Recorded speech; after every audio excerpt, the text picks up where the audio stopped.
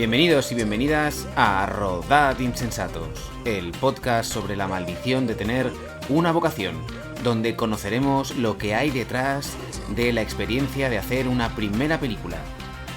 Un podcast lleno de verdad, lo contrario que el cine, donde todo es mentira. Pasen y escuchen, esto es Rodad Insensatos.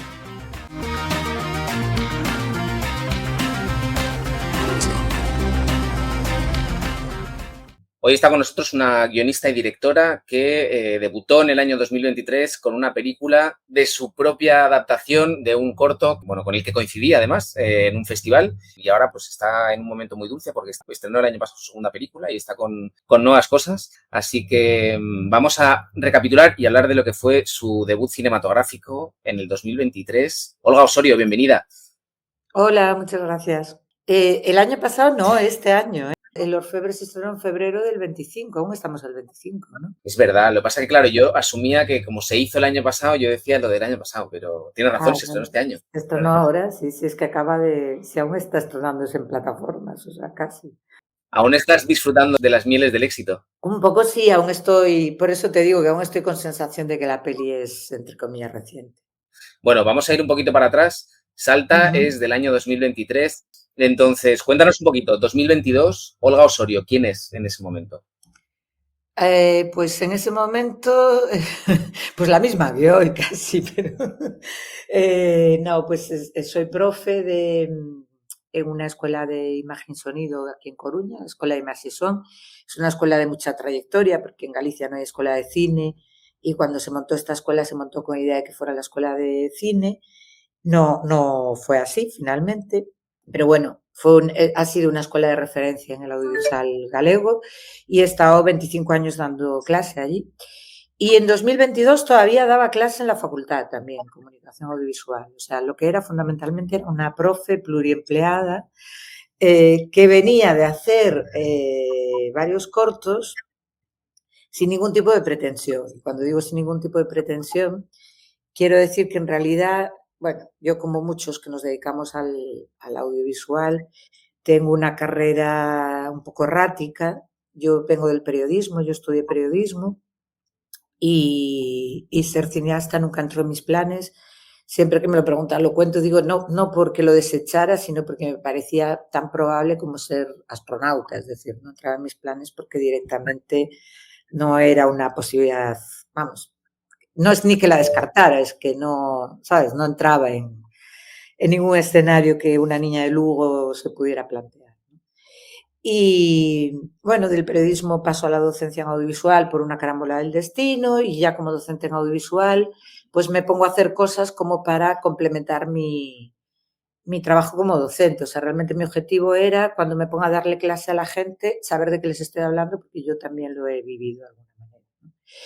Y esto me lleva... Entiendo que ahí hay como siempre una inquietud creciente, ¿no? Entre que eres profesora de audiovisual, ese espíritu, que aunque nunca lo ves una realidad, pero siempre está el gusanillo ahí, ¿no? De querer hacer cosas. Hombre, sí, a ver, lo que siempre hay en toda mi currículum es una pulsión hacia lo creativo. O sea, ¿sabes? Yo de pequeña quería ser escritora. Luego me fui a hacer periodismo, pero porque el periodismo, aparte de una manera para viajar en el mundo, que luego no fue así, ¿sabes? Pues a mí me pareció una cosa que, bueno, pues que me ayudaba a ser escritora. Es decir, lo que te digo es que nunca perseguí ser cineasta como tal. Quería ser actriz durante varios años, tuve un grupo de teatro. Es decir, no es aterricé aquí de la nada. O sea, realmente era como, todo me llevaba aquí, pero no premeditadamente, digamos, o no conscientemente, ¿no? Y en este momento yo no me planteo hacer cortos porque me parece que los cortos son de gente, como yo era profe y los cortos los hacían mis alumnos con 18 años, yo en este momento tengo la sensación de que los cortos son... Es una tontería, ya lo sé, pero esta es la sensación que yo tengo en este momento, de que los cortos son para gente que está en su etapa formativa, que tiene 18 o 20 años, y de alguna manera que a mí se me ha pasado el arroz, ¿no? O sea, que es que esto pues no lo hice en su momento y ya no lo voy a hacer, ¿no? Entonces, en un festival al que yo voy con mi ex, que se dedicaba a esto también, con un corto suyo, conozco a Macarena Astorga, que es una tía más o menos de mi edad, que también como yo era profesora en una FP, en su caso en Málaga. Y cuando lo veo, para mí es una epifanía, la veo a ella, es una epifanía, ¿sabes? Porque pienso, ojo, pero si ella puede, yo también, ¿sabes? O sea, y ahí me animo a hacer mi primer corto, ¿no? Sí, que es en 2015. Entonces, bueno, nada, pues en 2022 llevo 7 años haciendo cortos con la pandemia de por medio, que nos paró a todos, ¿no? Y, y la verdad es que me ha ido llevando la vida, o sea, no, que creo que también es una clave de todo, de que me esté yendo más o menos bien. Esto se lo digo mucho a mis alumnos y que creo que mucha gente se obsesiona mucho, ¿sabes?, por llegar a algún sitio concreto y que realmente esto es mucho, normalmente es mucho más perjudicial que otra cosa porque no ves los caminos, las bifurcaciones que a veces son más interesantes, ¿sabes? Es como que tenemos esa especie de ansiedad o de angustia a la hora de compararnos con el resto de la gente. Vemos sus carreras, vemos sus películas y es como, no, cada uno tiene su momento, cada uno y cada una tiene su camino y hay que ceñirse a ese. Y ese es un poco el que has ido siguiendo tú y yo creo que por eso también se te ve como una persona más tranquila, más relajada, más feliz al final. Soy bastante feliz, sí, la verdad es que, a ver, es que yo creo, bueno, es una actitud vital, no sé si viene de serio o a la que se va llegando, ¿no? Pero yo me he dado cuenta que a veces el sitio al que quieres llegar no es más interesante que el sitio donde estás, ¿no? O sea, es, bueno, es un objetivo para mantenerte en movimiento, digamos, pero pues no sé, yo hago senderismo, ¿no? Ayer hicimos una ruta, ¿no? Y es, bueno, pues pensando en llegar al pico del monte. Bueno, llegar al pico del monte es la disculpa, o sea, realmente lo importante, ¿no?, son las horas que te lleva a llegar allí, o sea, es el camino. Porque llegar en verdad, pues llegar en coche, o sea, quiero decir, que no es el objetivo final, ¿no? Es que aunque no llegues, no pasa nada, has hecho el camino igualmente, ¿no? Eh, entonces, bueno, creo que muchas veces los seres humanos nos obsesionamos con cosas, pero creo que no solo con las carreras profesionales, creo que pasa con perder peso, tener pareja, ¿no? Este tipo de cosas de cuando tenga pareja, ya mi vida, no sé qué, o cuando adelgazo 10 kilos, pues ya, no, me voy a poner monísima y dices, ponte monísima ahora y luego si adelgazas 10 kilos, pues ya vemos lo que haces, ¿no? Que no digo que la gente no tenga objetivos, ¿eh? Yo tengo objetivos constantemente. O sea, me pongo objetivos, pues si no, creo que también cuesta levantarse de la cama. Lo que digo es que esos objetivos ni son absolutos, intento que no me quiten el sueño. Normalmente tengo varios en paralelo, ¿sabes lo que te digo? No tengo uno solo, es decir, pues normalmente me gustaría que me produzcan este guión, pero además me gustaría, no sé, conseguir esto en la escuela, pero además me gustaría apuntarme a clase de no sé qué, es decir, intento como tener varias cosas que me motiven. Digo, porque esto lo veo mucho en el cine. En el cine la gente se obsesiona mucho, ¿no? Y es una carrera en la que es más fácil que te salga mal que te salga bien. Esto es así. O sea, las probabilidades de que te produzcan una película en verdad, pues son objetivamente pocas, ¿sabes? O sea, de hecho, yo todo el rato tengo la sensación de milagro con las cosas que me pasan. Digo, Esto siempre lo dice Guillermo del Toro, que el estado natural de una película es que no se haga. exacto, es que lo piensas y dices, joder, esto es carísimo, esto es súper incierto, aúna un montón de, bueno, ¿sabes? Se necesita que haya un montón de cosas alineadas, es muy difícil. Entonces, bueno, yo por ejemplo con las películas hasta ahora vivía como, yo tengo una vida como profe, una vida normal. Yo siempre lo decía, para mí las pelis son como las vacaciones en el Caribe, ¿no? Es este paréntesis en tu vida, donde eres otra persona, haces otra vida que no tiene nada que ver con la tuya, ¿no? Y luego ya vuelves a tu vida normal y haces tu vida normal y vives como si aquel mundo maravilloso, idílico, ¿no? No existiera, porque, bueno, porque tu vida normal es otra cosa, ¿no? Entonces yo he vivido así el proceso de, digo, a ver, ahora cambiará porque ahora me he pedido una excedencia porque me voy a hacer una serie de la que no puedo contar mucho, pero me voy a dedicar más a tiempo completo. Entonces, a ver qué pasa a partir de ahora, ¿no? Pero hasta ahora, digamos que yo dejaba, y eso sí, yo celebraba mucho todo, es decir, pues nos han dado una ayuda, pues yo me pongo muy contenta y la celebro mucho, pero no pienso que la película se va a hacer, no sé si me explico. Bueno, sigo viviendo como si esto no, como si esto le estuviera pasando a otra persona, ¿sabes? Porque lo que no puedes poner toda tu vida, creo, en, en algo que realmente depende muy poco de ti, que esa es otra, lo que decías tú de compararte las carreras, pues si es que no depende de ti, es que depende muy poco de ti. O sea, hay una parte que depende de ti, es cierto que es pues trabajar y tomártelo en serio, ¿no? Pero creo que los que nos dedicamos a esto, esta la tenemos todos, ¿no?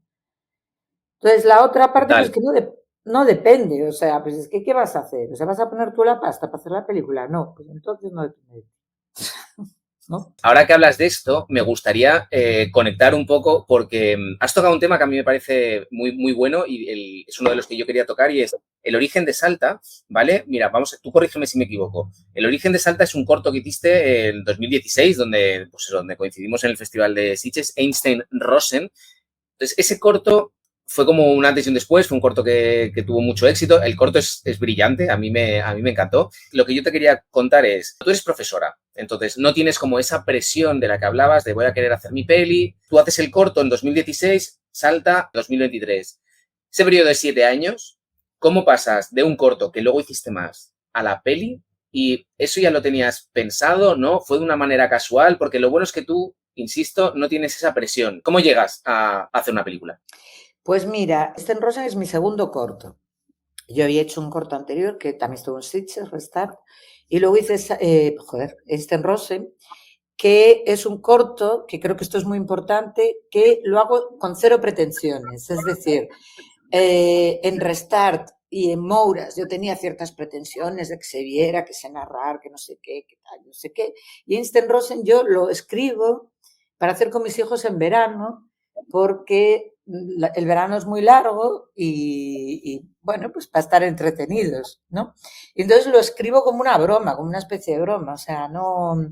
De hecho, lo iba a hacer con mis hijos y con mi padre. Entonces era mucho más dramático porque solo llegaban a mayor uno, porque yo solo tengo un padre, ¿no? Y entonces, pues lo leyeron mis amigos y yo en aquel momento estaba escribiendo un corto en serio, ¿no? Y me dijeron, no, coño, pero el bueno es el de los críos. Y yo, no, pero eso es para hacer con ellos. Y me decían, bueno, pues hazlo con ellos y hazlo bien. Y yo, pero ellos son unos niños pequeños, ¿no? O sea, ¿sabes? No... Quiero decirte que ahí también hubo mucho esto que te digo, esta ligereza que yo creo que ayuda mucho, ¿sabes? Entonces, bueno, pues finalmente lo estuve ensayando con ellos como un año, pero así como un juego, ¿sabes? Sí que es verdad que lo rodé bien, quiero decir que lo rodé con amigos del sector y tal. Bueno, total, que yo ahí ya me estoy planteando hacer una peli, ¿no?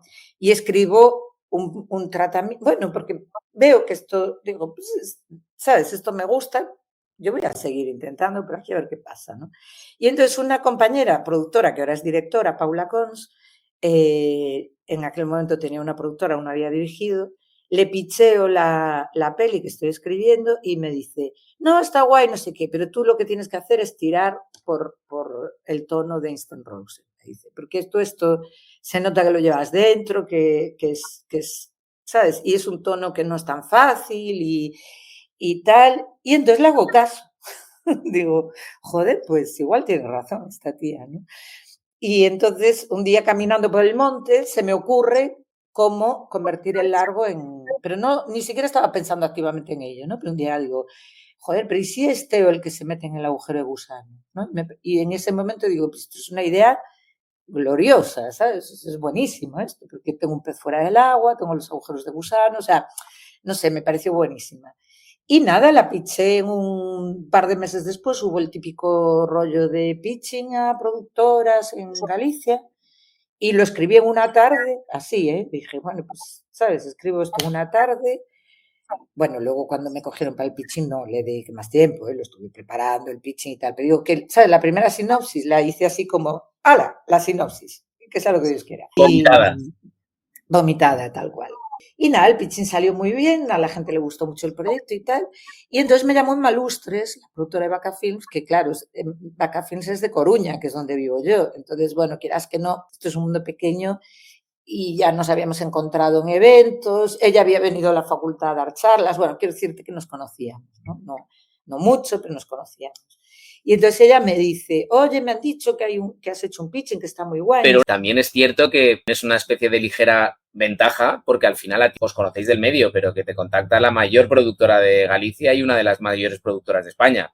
Sí, eso también ayuda. esto a mí me ha pasado todo el rato, ahora te seguiré contando y yo estoy un poco flipando, ¿sabes? Porque yo no, o sea, Sí, aquí hay un componente de suerte. Es verdad que para que se dé esta suerte tiene que haber una parte de que tengas algo hecho. No sé si me explico. Esta suerte no viene si no tienes nada. Para que alguien te llame, Y tú de tienes que haber trabajarla. hecho algo. Claro. Y luego lo que sí yo he hecho mucho, esto es verdad, yo lo que he hecho mucho es visibilizar mi curro. Esto sí lo he hecho mucho, ¿sabes? Pues estar en redes, ir a charlas, dar cursos. Quiero decir, sí que he hecho como un trabajo de marketing personal que creo que esto ha influido, y yo esto también se lo digo a mis alumnos, digo, esto yo ya sé que es una putada, pero creo que en el mundo en el que estamos toca hacerlo, ¿no? Y que además hay que hacerlo bien, que es que yo también entiendo que Sí, es difícil, totalmente. ¿sabes? Porque creo que si te pasas de pelma y, ¿no? Que si te quedas corto nadie sabe lo que haces. Entonces, bueno, creo que es un equilibrio complicado y creo que esta es una parte que es una de mis fortalezas, ¿sabes? Que digo, bueno, yo esto lo hago bien, es decir, la gente se entera de lo que hago, ¿sabes? Un poco, hombre, no todo el mundo, ¿sabes lo que te digo? Pero en el entorno donde, bueno, pues es como que... Y creo que esto es algo que los cineastas se tienen que trabajar, ¿sabes? Pues yo les digo a mis alumnos, y creo que hay que hacerlo desde un sitio sano también, que también se lo digo a ellos. Yo no tenía ninguna intención de que me llamara nadie, no sé si me explico. O sea, sí que tenía como una voluntad de Sí, visibilizar mi trabajo porque tenía la sensación de que si no lo hacía para nada, ¿sabes? Si yo hago un corto y nadie se entera de que lo hice y nadie lo ve, pues es como no hacerlo, ¿no? Pero no pretendía llegar a ningún sitio, no pretendía que me dieran trabajo, no pretendía que me contrataran, solo pretendía pues contar lo que hago y darle visibilidad, ¿no? Porque lo que también veo muchas veces... todo lo que tú dices está muy bien porque es parte de una estrategia. Hay que tener una estrategia para lo que tú decías de no pasarte de pesado, no quedarte corto, pero sí que es verdad, la imagen personal de uno y de una, yo coincido contigo, es muy importante porque te tienen que situar y te tienen que ubicar.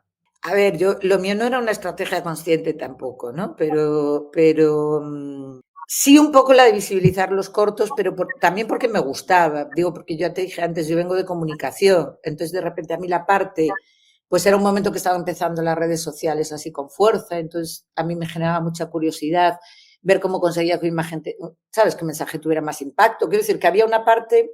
Yo creo que lo importante también de todo este proceso es que lo disfrutes cuando lo haces. ¿Sabes lo que te digo? O sea, yo visibilizaba los cortos, pero porque para mí también era muy divertido hacerlo. O sea, era una parte que me tenía motivada, ¿sabes? Si no, creo que hubiera sido un desastre. O ir a un festival, que era la otra parte que te iba a decir, e ir y conocer gente, pero no ir en plan piraña, porque yo esta es la otra parte que veo, que la gente va con el rollo de, tengo que venir a hacer networking, ¿no?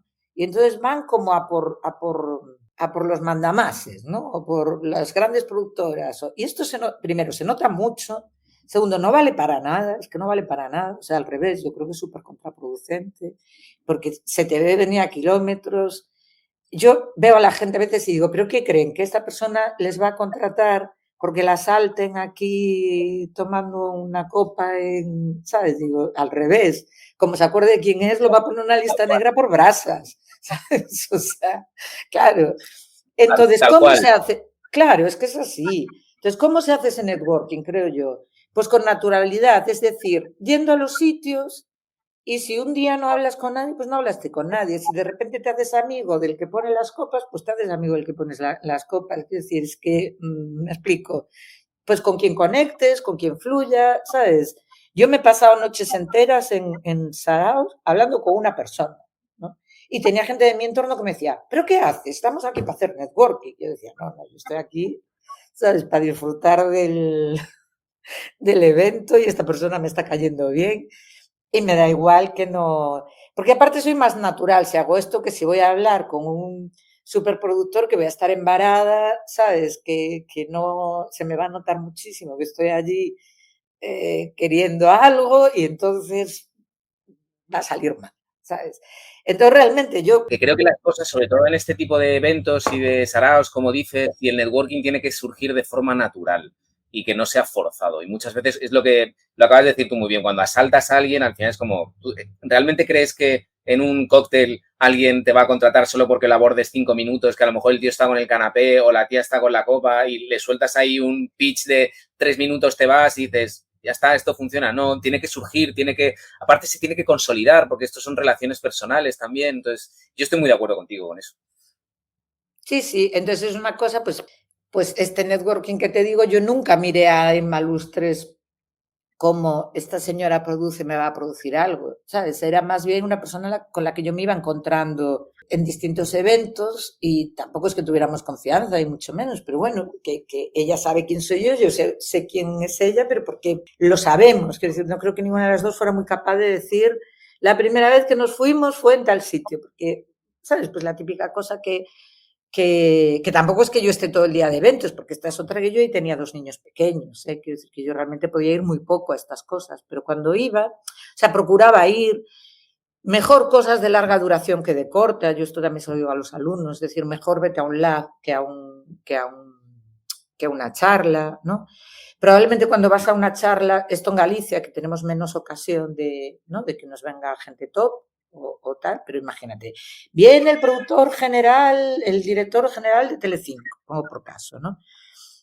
Bueno, pues si vas a la charla, en verdad no vas a hacer networking con el director general de Telecinco, porque es que este señor se va a olvidar de quién eres tan pronto se suba al avión de vuelta para Madrid, ¿no? Entonces, ¿con quién haces el networking ahí en realidad? Pues con toda la gente de Coruña que va a ver al director general de Telecinco. O sea, ese es el networking real, Eso es. ¿sabes? Claro.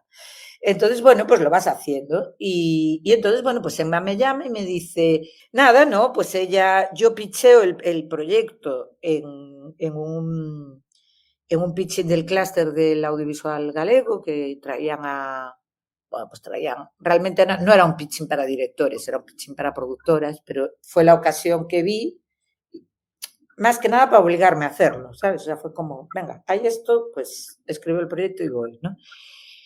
Y le llegó, entiendo. A ver, ya nos conocíamos, repito, ¿no? Y entonces ella me llama y ella ya me había dicho que tenía como ganas de hacer algo conmigo y tal, ¿no? Porque mis cortos, pues tenían. Bueno, Sten Rosen había tenido mucho recorrido y Restar no había ido mal y tal, ¿sabes? Entonces ella es como. Bueno, ella sí que es verdad que apuesta mucho por nuevo talento en Galicia. Quiero decir que le gusta descubrir directores, o sea. Y entonces ella ya me había dicho, bueno, a ver si hacemos algo juntas y tal, ¿no? Y después de esto, pues un poco como en las películas, ¿no? Me llamó, me invitó a comer y me dijo, bueno, cuéntame el proyecto. Y le hice un pitch allí comiendo y me dijo, me encanta, estoy dentro. Y esto te estoy hablando de diciembre de 2017. Diciembre de 2017. Bueno, que yo historias de estas de pitching del ascensor y estas cosas me han pasado muchas. Que yo digo, esto no pasa. Sí, sí, sí que pasa. ¿Eh? Y vender un proyecto, porque la gente me dice, ¿cómo los vendes? Digo, Sí pues pasa, yo sí. creo que sí, sí. Y yo creo que no he vendido nada de que tuviera escrito más de 6. Bueno, sí, sí he vendido, pero que es otro consejo que yo doy mucho, que me suelen hacer poco caso, que es que yo veo a la gente que se obsesiona con escribir un guión y tenerlo súper acabado, súper cerrado, súper armado, versión 10, ¿sabes? Antes de ir a las productoras. Y yo creo que esto no va así, por lo menos en mi experiencia. En mi experiencia es mucho mejor que vayas con una sinopsis de 8 páginas o incluso con un concepto que con algo muy cerrado. Porque cuando llevas algo muy cerrado, pues a veces les da pereza o miedo, porque a lo mejor no resuena al 100% con ellos y ven como que tienen que meter mucha mano si entran en este proyecto para ajustarlo a lo que como ellos lo ven y tal, ¿no?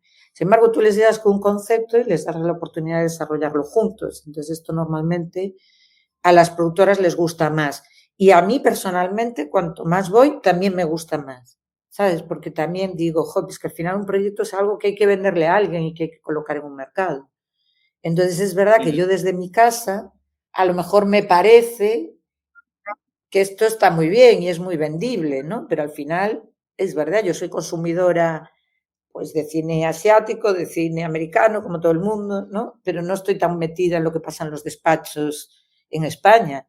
Entonces es verdad, por ejemplo, yo que hago ciencia ficción, eh, mi ciencia ficción se ha vendido a pesar de la ciencia ficción y de la fantasía, ¿sabes? ¿No? Y creo que los productores me han ayudado un poco a digo enmascarar, suena un poco mal, pero quiero decir, es que si no, no es un problema del público, yo creo que es un problema bueno, de quienes llevan las empresas y de cómo ven el sector, o del propio sector, no lo sé, pero quiero decirte que hay como como una prevención hacia la fantasía y la ciencia ficción, porque el público español, por lo visto, no lo apoya en salas, ¿no? O sea, porque es verdad que el público español es un público bastante mayor, el público de salas, y es verdad que ese público más mayor no suele ser muy fan de la fantasía ni de la ciencia ficción. Entonces, así, ¿no? Entonces, pues digamos que a las productoras y a las teles les da miedo.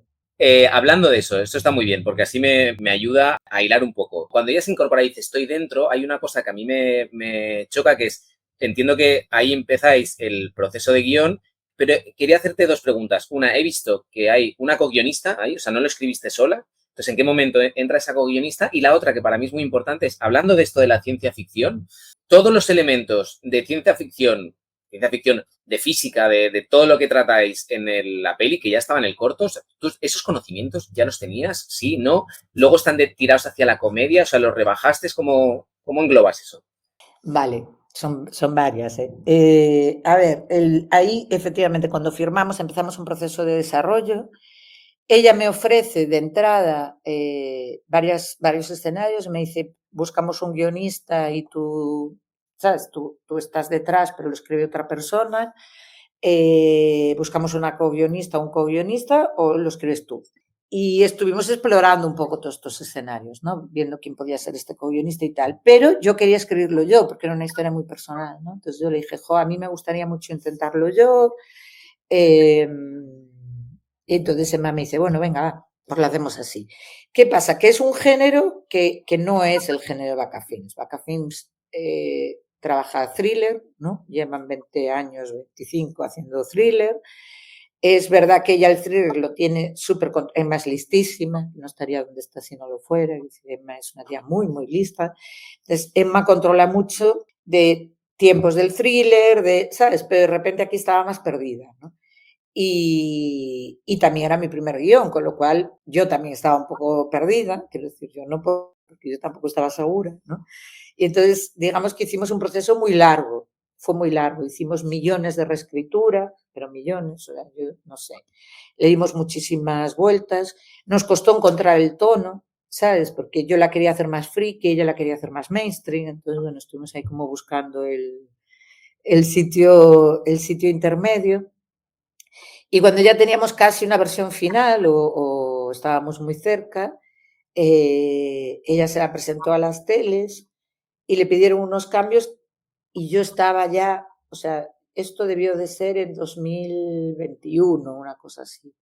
Y yo ya estaba hasta el moño, o sea, yo era como si escribo una versión más, vomito, ¿sabes? Es que ya no puedo más. Que no sé si había escrito, o sea, yo ya no sabía si ellos eran extraterrestres, si el agujero de gusano lanzaba dinosaurios, te lo juro, o sea, porque habíamos explorado tantas cosas y entonces ahí le dije, mira, no puedo más. Y entonces me dijo, bueno, pues si esto lo haces en 5 minutos. Y dije, no puedo más. O sea, no puedo hacer ni un solo cambio más. Era una chorrada, el cambio que nos piden en aquel momento. Y entonces ella me dijo, bueno, ¿y si metemos ahora una co-guionista y vemos qué onda, ¿no? Vemos qué nos trae. Y dije, pues venga, o sea, ¿por qué no? Why not? Y entonces entró Ara, que trajo cosas que estaban muy bien, la verdad. Bueno, fue un poco difícil al principio, porque claro, estamos hablando que yo llevaba 4 años escribiendo esta historia y que era una historia súper personal, entonces de repente yo era como, uy, a ver qué me va a tocar, ¿no? Y tal, ¿no? Pero, por ejemplo, Ara es una tía que aparte de tener mucha comedia en los Recelosa. diálogos, yo sí, yo estaba un poco recelosa. A ver, un poco sí, porque es tu bebé, ¿no? Y dices, pero ahora viene también, era periodista deportiva antes de ser guionista. Entonces, los chistes maravillosos que hay sobre fútbol en la película son todos de ella. Yo nunca hubiera sido capaz de hacerlos porque, sí, nunca hubiera sido capaz de hacerlos porque, o sea, yo tenía un niño y yo cuando vi aquello dije, esto es una puta genialidad, claro, o sea, es una puta genialidad y a mí no se me hubiera ocurrido nunca, pero porque mi cerebro está configurado a otro, ¿sabes? En otra longitud de onda. Entonces, digamos que yo me encargaba de la parte nerd y ella de la parte, ¿sabes? Todos los cubos Rubik y la cuántica y todo esto es mío y el fútbol y tal es suyo. Pero esto está muy bien porque creo que la película, ¿sabes? O sea, creo que los mejores momentos de humor de la película Complementa. vienen de ahí. claro, y los trajo ella, ¿sabes? Y yo no hubiera sido capaz ni aunque estuviera escribiendo el guión 10 años, que es un tema de incapacidad, ¿sabes? No se me hubiera ocurrido. Y cuando lo contaba ella, yo decía, hostia, pero si, ¿sabes? Era claro como a la luz del día, pero a mí no se me hubiera ocurrido nunca, o sea. Entonces, creo que está guay coescribir. Creo que es complicado encontrar el equilibrio, pero creo que está muy bien, ¿no? Y, y nada, y la física, pues no, yo no sé nada de física. Toda la física del corto viene de la Wikipedia y de hecho yo tenía un poco de pudor. Uno de mis pudores con el corto era que viniera la gente que sabe de física y dijera, hostia, aquí, ya te vale. Entonces, antes de moverlo, se lo pasé a algunos amigos. Claro, lo que sí tengo son muchos amigos fricazos que control, ¿sabes? Entonces me dijeron todos, no, nuestras bendiciones, esto es fantástico, ¿no? Y dije, bueno, bien. De hecho, me dieron un premio en el CERN que para mí fue ya a partir de ahí, ¿sabes? Yo puedo ir por el mundo con mi física a todos lados. Y en la peli fichamos un par de asesores. En la peli tuvimos. Sí, porque las pizarras aquellas no se Ojo, escriben solas. ¿Eh? Sí, hay unas pizarras llenas de fórmulas que tienen sentido. Mucha gente me pregunta, ¿tienen sentido? Sí lo tienen y mogollón. te iba a preguntar por eso, ¿quién teníais en el rodaje? Pues mira, las pizarras las diseñó un señor que se llama José Eldestein, que es divulgador y físico especialista en cuántica y en agujeros de gusanos y todas estas cosas, que trabaja aquí en Santiago de Compostela, que él ya había contactado conmigo por el corto. Él usó el corto en alguna de sus charlas y tal. Y este tío diseñó las pizarras, que es una pena porque yo pedí que hicieran el making of de esto y no lo hicieron. Porque en las pizarras hay una evolución, hay fórmulas distintas cuando son pequeños, de cuando son mayores. Entonces el tío hace una evolución de todos los descubrimientos de los agujeros de gusano a lo largo de la historia. O sea, esas pizarras, que las sepa leer, hay un relato también en ellas, que yo no soy capaz de reproducirte porque yo no las sé leer. Entonces luego había una de arte que pintaba lo que él escribía en una hoja de papel, ¿no? Y luego Tamar que se aprendió algunas de memoria para, pues cuando tenía que estar allí pintando, poderlas hacer, ¿no? Y luego también había papers en la mesa que estaban muy bien, o sea, pues hay un físico español que creo que fue el que le puso el nombre a agujeros de gusano, teníamos un paper de ese tío en la mesa que se ve varias veces. O sea, estos son los típicos regalos para cuando la vea alguien aficionado a la física, pues encontrará con cositas que, ¿sabes? Que son las cosas que a mí con mi punto friki me gusta, ¿sabes? Que a lo mejor. Bueno, que está trabajado, que está todo estudiado y que está pensado, que no es Sí, gratuito. claro. No, allí no hay nada dejado al azar, ya te lo digo.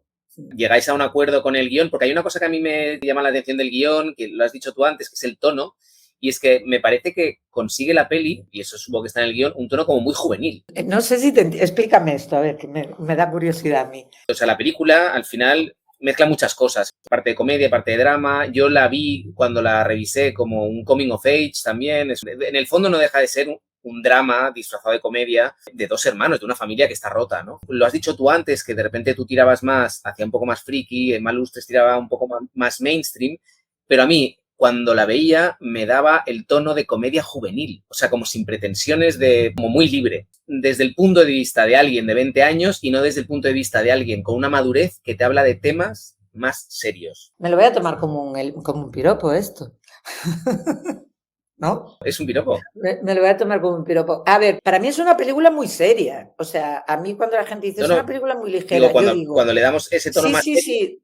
No, te entiendo, pero digo, para mí es una película muy seria, que trata de cosas muy importantes y que para mí, en verdad, es una película de madurez. Quiero decir, yo no sería capaz de escribir esto con 20 años. O sea, para mí en esta peli había un mensaje vital a mis hijos. O sea, yo lo que quería era como dejarles un legado, entre comillas, ¿no? De todas mis chapas familiares y tal, pues que quedaran ahí en un sitio que ellos con los años puedan revisitar y que el mensaje esté, ¿no?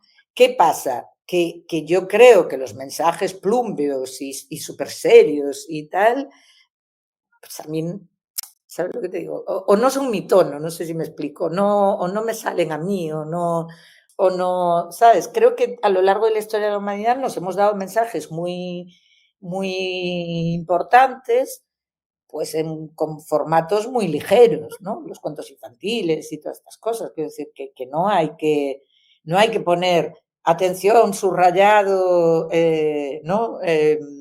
Aquí va un mensaje importante. Creo que es al revés. Creo que si tú lo disfrazas de te estoy contando una anécdota, pues es mucho más fácil que ese mensaje se te pegue a la piel que si me dices, ojo, viene un mensaje importante, ¿sabes?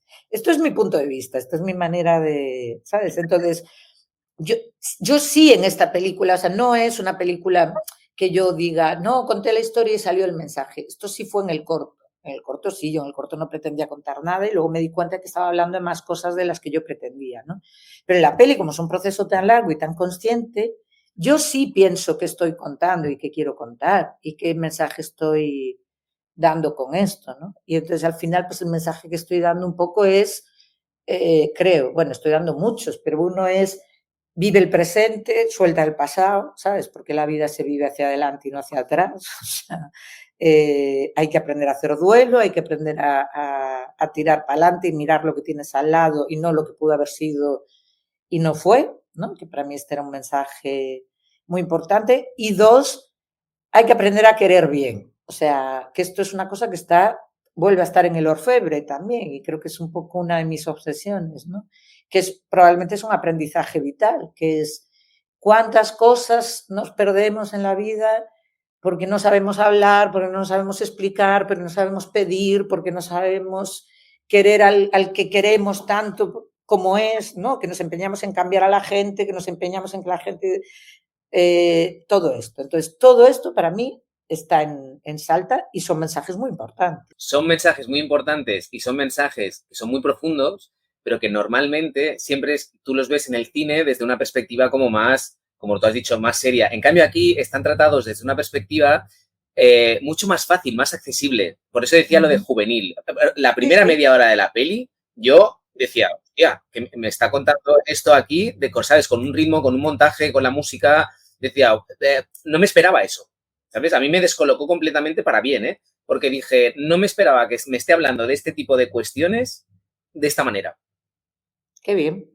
Bueno, no sé, a mí es un poco, quiero decir, pues no sé, es lo que me sale. Es, que era un poco el consejo de Paula Cons, que me decía, tira por aquí porque esto es tu, ¿sabes? Como decir las cosas de una manera muy sencilla, pues a lo mejor son mis años de profe, no lo sé, ¿sabes? Como buscar la sencillez y no la, y no, que no es lo que me gustaría, pero yo cuando hice mi primer corto, Restart, yo, como muchos de nosotros, pues quería ser Tarkovsky, ¿sabes? Y entonces dije, pues yo qué quiero ser Tarkovsky. Luego digo, no, no, porque yo no soy, ¿sabes? Pues yo soy, tampoco soy la graciosa del grupo, pero soy la persona que cuenta las cosas desde el humor y desde la ironía y que cuento anécdotas sin parar, ¿sabes lo que te digo? No, no, no soy una persona densa, ¿no? O sea, entonces digo, a veces uno también cuesta entender quién es uno mismo, ¿no? También creo que es una cosa para la que los cortos son muy útiles, ¿no? Porque aparte para coger un poco de oficio, pues también para decir, coño, otra cosa que a mí me ha costado años aprender y que yo también le cuento mucho a mis alumnos, yo creo que no me hacen caso, pero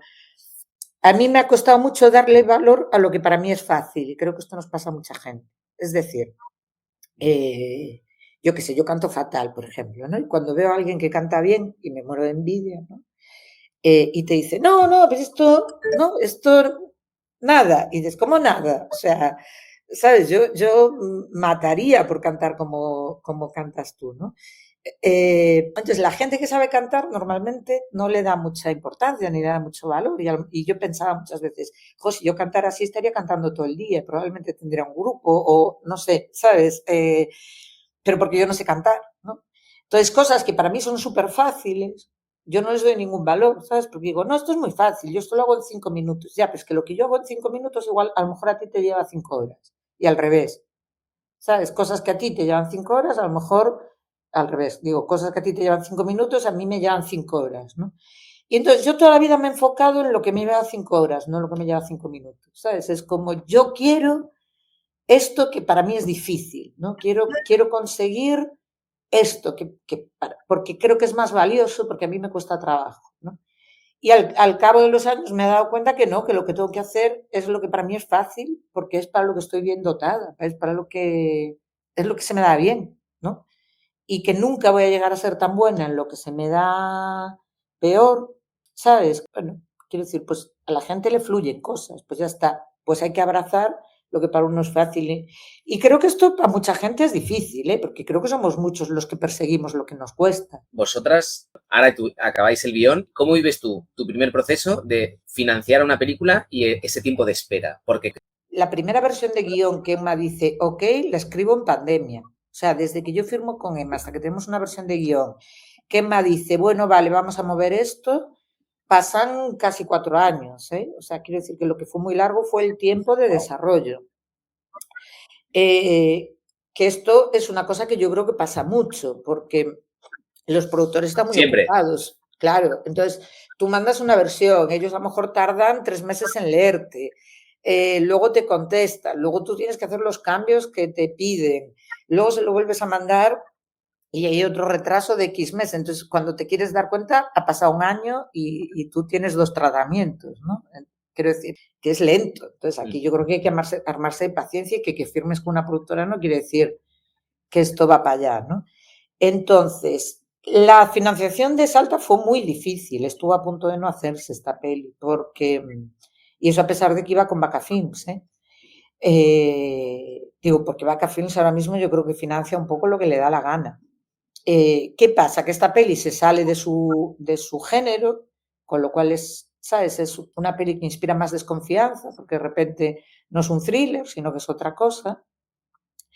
Es una peli que tiene un tono que en el cine español cuesta, es decir, si te das cuenta, el cine español es muy de comedia-comedia, drama-drama, ¿no? Y de repente estos géneros híbridos no gustan nada, y es una putada, porque yo creo que luego a los espectadores es lo que nos gusta y a los que escribimos también, ¿no? Pero es como que les cuesta, ¿no? Entonces claro, nos pedían más infantil y más comedia todo el rato. Era mucho más dramática la primera versión que yo escribí, ¿sabes? Y nunca me sentí que estuviera traicionando la película que quería escribir, si es lo siguiente que me vas a preguntar. Es decir, fui consiguiendo que todos los cambios que me pedían, hacerlos orgánicos con lo que yo quería contar. O sea, nunca sentí estoy traicionando a la película, ¿no? Pero sí es verdad que la infantilizamos, sí que es verdad que ¿sabes? O sea, sí que es verdad que, o sea, le metimos más aventura de los críos, que tenía menos en la primera versión, pero sucedieron cosas maravillosas ahí, que apareció el personaje de la abuela, que no estaba, que yo creo que es de los grandes hallazgos de la peli. Bueno, quiero decir que hubo muchos cambios para intentar financiarla, ¿sabes? Y era una película como que no encontraba el sitio, ¿sabes? En Madrid no les parecía, es un humor muy gallego, entonces esto me pasa mucho con lo que escribo, no les parece gracioso. Dicen, pero no es humor. Y yo digo, sí, sí que lo es. Y me dicen, no, no, y yo que sí, que es muy gracioso, de verdad, créeme. A ver, no es una comedia de carcajada, es un poco el humor que tenemos los gallegos, que se parece un poco al humor británico, al humor irlandés, ¿no? Que es un humor que está más en la situación que en que haya un chiste, ¿sabes? Es más que tú de repente ves para mí en Salta hay momentos muy graciosos, pero son graciosos bueno, pues por la propia situación, ¿no? O sea, pues no sé, ir con tus puerros en la bolsa de la compra cuando te reencuentras con la única mujer que te gustó en tu vida, ¿no? Y el otro dice, sois los dos profesores de la universidad. Y tú dices, no, yo estoy de baja, ¿no? Bueno, a mí esto me parece entre que me dan ganas de echarme a llorar y muy gracioso, ¿sabes? Que es un poco el tipo de humor que creo que tenemos los gallegos. Bueno, pues esto en Madrid les costaba, digo en Madrid me refiero a las teles, ya estoy hablando, no hablo de Madrid en general, ¿no? Hablo de la industria. Y costó financiarla y nos dieron la ayuda del ICA y me acuerdo perfectamente, eso sí que me acuerdo, que me llamó Emma y me dijo, mira, nos han dado la ayuda del ICA, que además entramos como por retambufa, no íbamos a entrar y al final hubo como una revisión y entramos, ¿sabes? O sea, de entrada no nos la habían dado. Entonces me llamó y me dijo, nos la han dado con la pasta que tengo para hacer esta peli, mi instinto natural es no hacerla, me dijo, pero esta peli la quiero hacer, la hacemos igual. Y entonces, bueno, pues la hicimos con mucho menos dinero del que teníamos que haber tenido. Bueno, es una peli que al final tiene época, tiene un poco de ciencia ficción, aunque no sea muy tal, pero tiene algo de efectos. Había que borrar muchas cosas de época, por ejemplo, parece una tontería. pero bueno, quiero decir, era una peli que potencialmente podía haber sido bastante más cara de lo que fue, ¿no? Y entonces, bueno, pues aquí hubo una apuesta de Emma que yo le agradezco mucho, que nunca se lo agradeceré lo bastante. Yo hubo varias veces que pensé, no se va a hacer, ¿sabes? Muchas veces dije esto, bueno, pues no se va a hacer, hasta aquí hemos llegado. Yo sigo teniendo mi vida, ¿no? Estas vacaciones del Caribe, pues no se van a producir, pues ya está. Y desde que nos llega la ayuda del ICA, ahí fue todo. Ahora entra en el 21, me parece. Ahora entra como en el 21 y rodamos en el 22. Con lo cual, yo en diciembre hacemos el casting del prota y yo en marzo no sabía si rodábamos o no. En marzo aún estaba como, ¿sabes? Aún estaba la cosa en el medio en el aire. Un tema que has tocado que me interesa. Después de esto, tú, como mujer que has dicho, esto de las vacaciones, tú estás con tu vida, ¿cómo encaras tú el primer rodaje profesional? Porque al final es un rodaje de varias semanas, de no es lo mismo hacer cortos que meterte en una peli. Y lo que decías del casting, el casting está cimentado como si dijéramos como en dos secciones muy diferentes, que una es el casting profesional, que tienes pues, a Tamar Novas, Marta Nieto, está Mabel Rivera, y luego tienes a los dos chavales, que entiendo que son nuevos o de casting. ¿Cómo se compagina eso para ti como directora novel en un rodaje con todo lo que implica eso? Bueno, pues si te digo la verdad, de hecho me lo decía todo el mundo, me decían, tú estás muy tranquila, no parece que esta sea tu primera peli. Lo viví todo con mucha tranquilidad, lo disfruté mucho todo el proceso y, hombre, el casting fue muy difícil. El casting, bueno, los niños iban a ser los míos. Yo la película la escribo porque los niños del corto son mis hijos. Entonces yo la peli la escribo con idea de que el largo también lo van a hacer ellos. Y ¿qué pasa? Que como el proceso es tan largo, pues crecieron mucho, pero aún así estuvieron, o sea, la directora de casting los proponía a ellos, de hecho, era su propuesta, y Teo estuvo hasta Teo, porque se llama Teo en la realidad también, estuvo hasta el final, o sea, de hecho fue a hacer casting a Madrid con los niños que finalmente salieron para hacer la peli. Pero estábamos un poco asustadas porque Teo tenía 13 años y estaba muy pequeño, o sea, tenía pinta de crío, ¿sabes? O sea, parecía más pequeño, pero claro, nos daba miedo que pegara el cambio en medio del rodaje, ¿sabes? Porque mi hijo mayor, que tenía 15, pues ya parecía un chico mayor, ¿sabes? O sea, yo tenía la voz así, yo tenía bigote, bueno, quiero decir que ya... De hecho, el mayor hace de guerrillero joven. Si la has visto hace poco, es el guerrillero joven, el que está con el Sí. fusil con el padre, pues ese es mi hijo mayor. Y el pequeño salía jugando en la plaza, lo que pasa es que lo cortamos en montaje. Y entonces al final nos acojonamos de qué iba a pasar con Teo y yo también me acojoné un poco a nivel personal, porque dije, es un rodaje profesional largo, es mi hijo, bueno, puede ser muy complicado todo esto, ¿no? Y entonces finalmente aparecieron estos niños, bueno, aparecieron, o sea, hubo un casting larguísimo en Galicia, pero larguísimo, larguísimo, larguísimo. Claro, en Galicia hay muy pocos niños actores porque no hay casi escuela de, ¿sabes? Entonces no, bueno, pues aparecían niños aparecen muchos niños que dices, este niño podría ser, pero necesitamos un tiempo que no teníamos, ¿sabes? Es decir, para convertir a este niño en actor hace falta unos meses de ensayo que no tenemos. Entonces, al final acabamos yendo a Madrid, donde hay, bueno, pues niños que sí que tienen formación, que ya han hecho cositas y tal, ¿no? Y buscamos unos niños un poco más profesionales, con todo lo profesional que puede ser un niño, que es muy poco, ¿no? Y entonces encontramos, bueno, fue un proceso largo también, pero al final apareció Mario, después de muchas vueltas y revueltas, que a mí me parece que es pura magia, Mario Santos, que vamos, sostiene la película, pues la mitad de la película está en sus hombritos, ¿no? Hombre, Tamar le ayuda mucho, es verdad, además Tamar es un actor, aparte muy inteligente y muy simpático y Sí. muy tal, es muy generoso, entonces es verdad que Tamar, bueno, pues estaba allí de sostén de Mario, ¿no?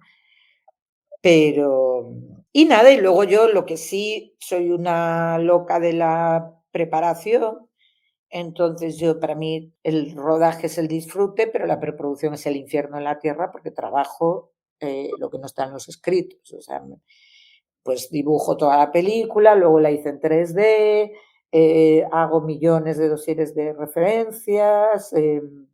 Entonces al rodaje llegué como muy tranquila, porque era como ya he pensado todo lo que se podía pensar sobre esto, no se me va a ocurrir, quiero decir, con mi cerebro y mi configuración mental, esto es lo máximo que puedo dar, y si no sale bien, pues es que no valgo para hacer películas y ya está, no pasa nada. Quiero decir, yo esto lo pienso mucho, ¿eh? Digo, pues ¿qué es lo peor que puede ocurrir? Pues que haga una mierda de película.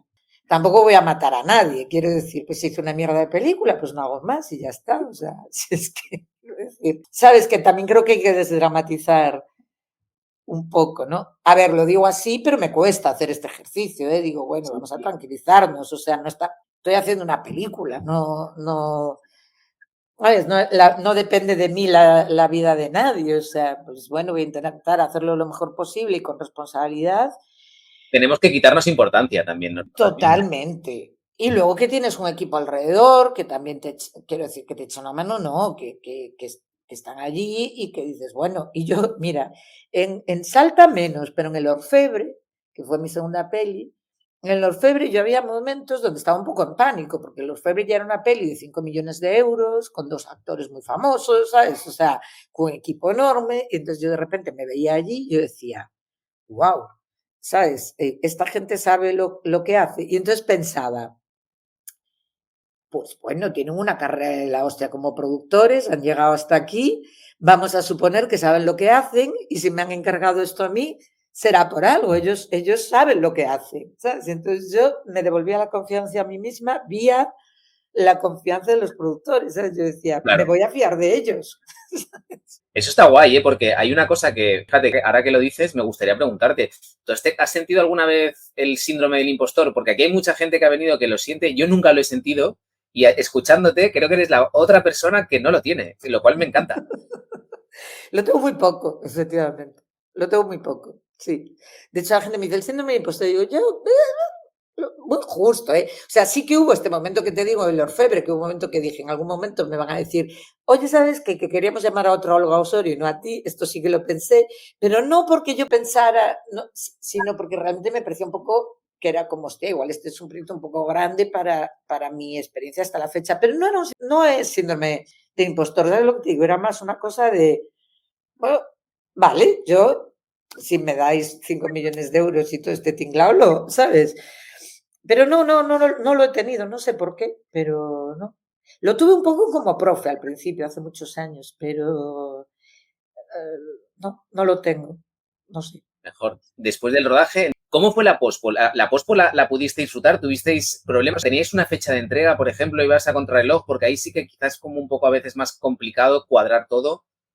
No, no teníamos fecha ninguna, de hecho estrenamos, rodamos en septiembre-octubre y estrenamos en septiembre del año siguiente, con lo cual, quiero decir, íbamos, no teníamos fecha en verdad, o sea, no me acuerdo ahora si había que entregar algo para las subvenciones, probablemente sí, pero no era tampoco un... O sea, no íbamos súper apurados, yo no tuve esta sensación, ¿sabes? Tuvimos la primera versión de montaje rapidísima, porque yo ruedo, lo que te decía antes, yo ruedo con story muy cerrado. Entonces es verdad que no soy de estos directores que va con un saco de planos y a ver en montaje cómo lo cuenta, ¿sabes? Yo realmente luego en montaje podemos jugar porque podemos ver si esto, ¿sabes? Esto cae, esto funciona mejor antes o esto le damos menos tiempo, pero es verdad como que la película está muy clara, ¿sabes? Yo, si te has fijado también, yo planifico mini plano secuencias, no ruedo muy cortado, ruedo cosas, intento coreografiar Sí. cámara y personajes y tal. Y entonces es verdad que luego en montaje esto hace que el montaje sea rápido y poco, en las dos películas, no me, esto que dice la gente de, hostia, vi la primera versión de montaje y quise llorar, a mí no me ha pasado ninguna de las dos. En las dos dije, bueno, pues esto era bastante, ¿sabes? O sea, era esto, quiero decir, pues no sé si mejor o peor, pero era un poco esto lo que intenté hacer y lo que pude hacer, porque luego, claro, tú también vas viendo en rodaje, ¿no? Pues que a lo mejor te imaginas, yo me imaginaba un verano súper veraniego, no sé qué, y rodamos en Galicia en septiembre, octubre. Bueno, pues tenía el sol que tenía. Claro. Pero bueno, luego ves la peli y dices, bueno, está bien, cuela bastante y tal. Entonces, no, el proceso de postproducción, a ver, sí que es verdad que es un coñazo, a mí me parece un coñazo la postproducción, a mí es la parte que menos me gusta, porque tienes que ver la peli 8000 veces, yo acabo enferma ya de ver la peli, o sea, ya es como, no, porque ahora con la música, no sé qué, ahora con el sonido, y es como, había días que la veía 2 veces y era, hostia, no la puedo ver más veces, ya, ¿sabes? Estoy de la película hasta... Me decía Emma, pues imagínate una serie. Y yo, ya, igual no quiero hacer series nunca, ¿sabes? Porque me decía, es esto por 6 horas. Hostia, me lo doy. ¿Verdad? Hay Sí. un punto tú misma que acabas odiándola y como rechazándola y sobre todo que aún no la has acabado y tienes que seguir dando el máximo para sacarlo mejor, pero dices, no puedo más ya con la película. No, es que es un coñazo, o sea, que un momento que yo digo, mira, ya, da igual, haced lo que queráis, cerrad esto, no me preguntéis más y que no es verdad, porque luego yo peleo hasta hasta la última coma. No, yo en el proceso de hacer una peli, el momento más duro es la preproducción para mí, en las dos que he hecho, que me parece que te despides de la película que soñabas hacer y empiezas a abrazar la película que realmente vas a hacer, ¿sabes? La que puedes hacer. Quiero Ah, decir, qué buena frase. sí, sí. Es que además la tengo como muy vívida, porque me pasó en las dos, ¿no? Y entonces tú te imaginas esto tal y de repente pues es, pues no, pues vamos a rodar aquí, ¿no? Pues vamos a tener estos días, pues vamos a tener este tiempo, pues vamos a tener... Y entonces tú vas haciendo así, es como un duelo, para mí la preproducción hay una parte de duelo, ¿sabes? Decir, bueno, pues yo quería hacer esta película y voy a hacer esta otra, y entonces pues voy a abrazar la película que voy a hacer, porque lo que no puedo es como mi mensaje vital que te decía de Salta, ¿no? De, pues no vivas en lo que no puede Sí. ser, pues no puede ser, no puede ser. Tienes esto, pues abraza esto. Pero hay un duelo, ¿eh? Yo lo viví en las dos, lo viví en Salta y lo viví en el Orfebre. Y luego ya en el rodaje, pues como ya sé lo que hay, ya tienes todas las cartas, ya sabes como que está el tablero de juego, ya tal, pues yo ahí por eso creo que lo disfruto tanto, porque digo, ahora ya es la partida, ahora vamos a divertirnos, hemos venido aquí a jugar, ¿no? Y luego la postproducción es un poco, pues, siguiendo con la metáfora, el momento de recoger los juguetes, que es un poco coñazo, ¿no? Para guardar todo, meterlo todo en su sitio para que quede todo ordenado. Y bueno, pues es un poco más tedioso, pero... Me encanta la metáfora. Me gustaría preguntarte, que todo esto es que tú vas soltando como muchas perlas, tío, entonces recogerlas todo, como dices tú, los juguetes es, ¿cómo gestionas tú, cómo vives tú el hecho de acabar tu primera película, estrenarla, enseñarla al público, recibir todo eso y volver a tu vida de, ya está, ya he hecho una película y ahora vuelvo a mi vida de dar clases y como si esto no fuera conmigo? ¿Eso cómo se gestiona? Pues mira, tiene dos patas tu pregunta. Esta gestión no me pasó tanto en el estreno como al volver del rodaje. O sea, claro, yo de repente paro mi vida por completo, o sea, hay como 5 o 6 meses que me voy de mi vida, pero me voy de mi vida, me voy de mi vida, quiero decir, mis hijos durante el rodaje seguí teniendo, lógicamente, mucho tal, pero en rodaje se van a vivir con su padre porque era como, hostia, no les voy a poder hacer mucho caso y están mejor con su padre, ¿no? Eh, claro, desaparezco de la escuela, desaparezco pues de mis rutas de senderismo, de mis amigas que toman la caña los jueves, es decir, bueno, pues como nos pasa a todos, ¿no? Salgo de mi vida. Y entonces estoy 5 meses exiliada de mi vida en un campamento, full time, ¿no? Con todo ahí. Y de repente se acaba el rodaje y vuelves a tu vida, ¿no? Como si no hubiera pasado nada.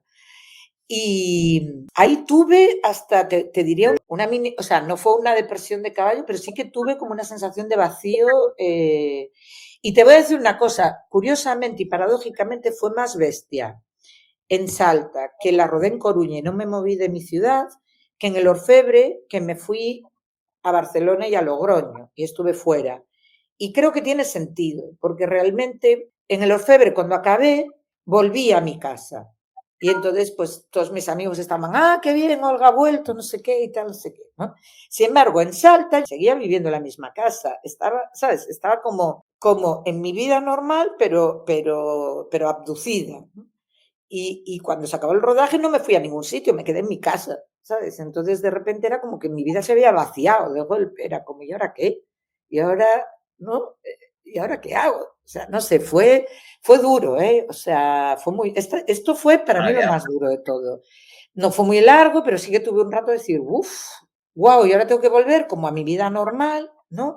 Bueno, pues entender que todo esto ha sido un paréntesis, que igual no se vuelve a producir nunca, de ahí mi metáfora de las vacaciones del Caribe, venían de ahí, ¿no? Que es como cuando tú vuelves de unas vacaciones maravillosas, larguísimas, donde has vivido como Dios y de repente llega el lunes y vas a la oficina y dices, ay, ¿y esto qué? Pues esto es la vida real y lo otro fue una cosa que pasó un rato, pero no es la vida real, ¿no?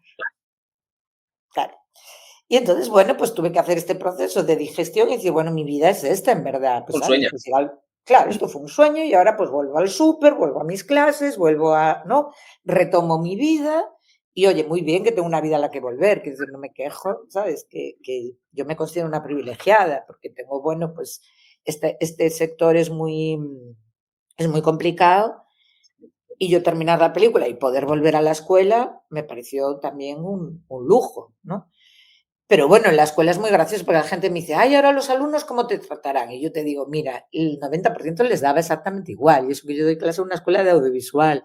No me quiero imaginar si fuera profesora de historia. ¿Sabes lo que te digo? O sea, quiero decir, les daba igual. O sea, sí que hay como a lo mejor un grupito pequeño que están en plan, ay, cuéntanoslo todo, pero son muy pocos. El resto de la gente te trata, pues, exacta, ¿sabes? Y está bien, porque es una cura de realidad también. Dices, ¿qué más da? He ido a hacer una película como si hubiera ido al Caribe, si es que da igual, ¿sabes? Si al resto del mundo esto le importa un bledo. Está bien, porque también colocas todo en su sitio, ¿no? Y luego viene el estreno de la película, que yo es lo que más sufro. O sea, yo por mí no estrenaría las películas, las metería en un cajón, no se las enseñaría a nadie. No, sufro mucho. En el estreno, a Emma le hizo mucha gracia esta metáfora o esta figura también. Bueno, cuando la estábamos acabando, me dice, Emma, ¿y el estreno no sé qué? Y digo, uff, y no la podemos dejar en un cajón y se meaba, ¿no? Me dice, ¿y eso? Y digo, no, bueno, porque esto es como tener un hijo, ¿no? Y que tú tienes tu hijo y lo ves, pues, guapísimo. O sea, todos los padres vemos, bueno, yo a mis hijos, ¿no? Esta cosa de nunca he visto un niño más guapo en el mundo, más feitiño, que decimos los gallegos, ¿sabes? Es un ángel bajado del cielo y tal. Bueno, tú sabes que hay una parte subjetiva en todo esto, de amor, ¿sabes? Pues igual no es tan guapo, pero tú lo ves así, estás muy contento viéndolo así, ¿no? Pero esto como si dices, bueno, y ahora este hijo que tú ves tan guapo y que lo quieres tanto y tal, bueno, pues ahora lo tienes que poner en la plaza del pueblo, el centro de la plaza del pueblo, y todo el mundo va a pasar y va a opinar sobre él, ¿no? Entonces la gente va a empezar a decir, uy, pero tiene las orejas un poco grandes, uy, pero mira la nariz que la tiene un poco torcida para un lado, y tú dices, bueno, tiene la nariz un poco torcida, es muy guapo, ¿sabes? Y entonces yo pensaba, ¿qué necesidad? O sea, que no quiero que la gente opine, yo ya sé que no es perfecto, ¿sabes? Ya sé que no es una película perfecta, pero bueno. Y luego también es verdad que en el mundo de las redes sociales, que esto lo sufrimos todos, es muy duro porque hay mucha gente opinando. Claro, yo he leído alguna opinión de alguna cosa que he hecho yo, que hay algunas que te hacen daño porque son certeras, pero hay otras que dices, hostia, esto que está diciendo es tan demencial. ¿Sabes? Por ejemplo, hubo un señor que del Secreto del Orfebre hizo una crítica en vídeo Sí. larguísima diciendo que no le gustaba la película porque estaba toda doblada y que por qué tenía que ver el cine en español doblado. Y yo pensando, no, no está doblada, pero bueno, porque el señor esto lo desarrollaba además con mucha animadversión, ¿sabes? Muy ofendido. Y dices, claro, bueno, es que la gente habla porque bueno, pues la gente habla, ¿no? Y a veces te duele en algunas cosas que dice la gente que dices, hostia, ¿sabes? Hay mucha inversión de tiempo, de energía, de cariño, ¿no? Bueno, no me voy a quejar con las pelis porque la gente es cruel Ujú. con los seres humanos, que es mucho peor, ¿no? Pero quiero decirte que es cierto que el mundo redes ha fomentado bueno, un ejercicio de crueldad gratuita que bueno, con el que hay que convivir también, ¿no? Y yo me considero afortunada porque creo que, bueno, tampoco me he hambreado mucho, pero le tengo miedo de entrada, ¿sabes? Digo, uff, a ver qué va a decir la gente, porque como soy consciente de este nivel de crueldad, ¿no? Total.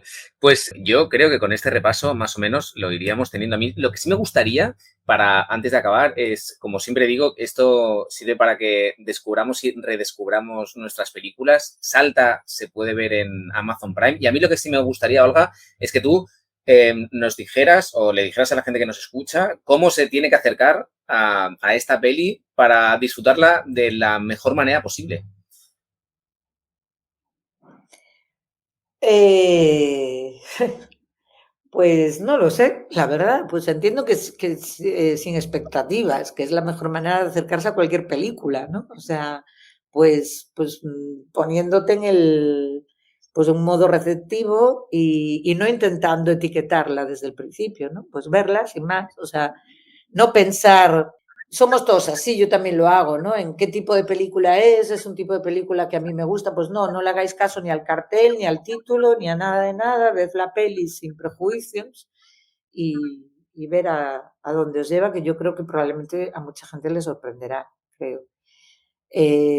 Bueno, es una película que en general gusta, creo que gusta bastante, pero... Se me había olvidado. Y así cerramos y cuéntame la anécdota. ¿Por qué se llama Salta? ¿De dónde sale ese título? Por ejemplo, ¿en algún momento se quiso llamar Einstein-Rosen o ese título...? Yo quería llamarla Einstein-Rosen, pero era la única.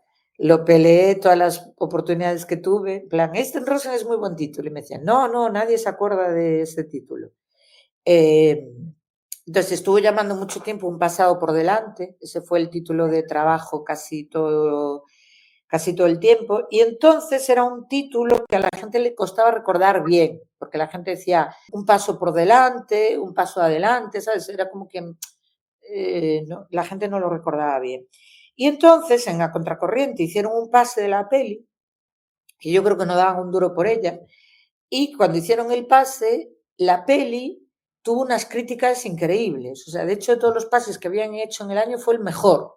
A la gente le chifló, fue una cosa así, sí fue un arrase. Y entonces de repente se pusieron muy nerviosos y fue como, la película funciona, no sé qué, pero el título la gente no lo recuerda. Entonces quisieron buscar un título rápido, fácil, pegadizo y tal, y dimos con Salta, creo que sin demasiada reflexión. O sea, creo que fue una decisión rápida, porque Salta tiene muy mal posicionamiento digital. Quiero decir, tú pones Salta y te sale pues una Ciudad de México. Quiero decir, no es fácil de, ¿sabes? No es fácil de posicionar o sea, creo que no fue un gran título finalmente. Y creo que la infantiliza un poco también.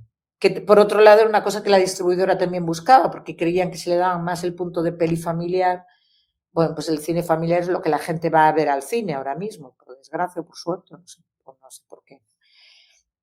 Entonces, bueno, fue una decisión un poco de última hora. Y claro, mucha gente me dice, pero no sale la canción de Tequila. Digo, no sale la canción de Tequila porque la película ya estaba empaquetada, cerrada, montada, porque si no, igual sí que hubiéramos metido la canción, evidentemente. Quiero decir, porque, vamos, lo hubiéramos hecho, o sea, podía haber entrado, pero el título fue después que la peli. Entonces, bueno, pues estas cosas. Salta, disponible en Prime Video. Esperemos que esto le ayude a tener ahí una nueva revisitación, que eso suele pasar. Y nada, Olga, muchísimas gracias por estar con nosotros. Ha sido un placer. Esperamos que en la serie que vas a empezar, de la que no se puede saber nada, te lo pases muy bien y la disfrutes como todas tus pelis. Pues muchísimas gracias y nada, mucha suerte también con tus proyectos, que ya sé que estás ahí a tope, pues nada, seguir picando. Seguir picando piedra. Exacto. Olga Osorio, muchas gracias y nosotros nos escucharemos en el próximo Rodad Insensatos. Un abrazo.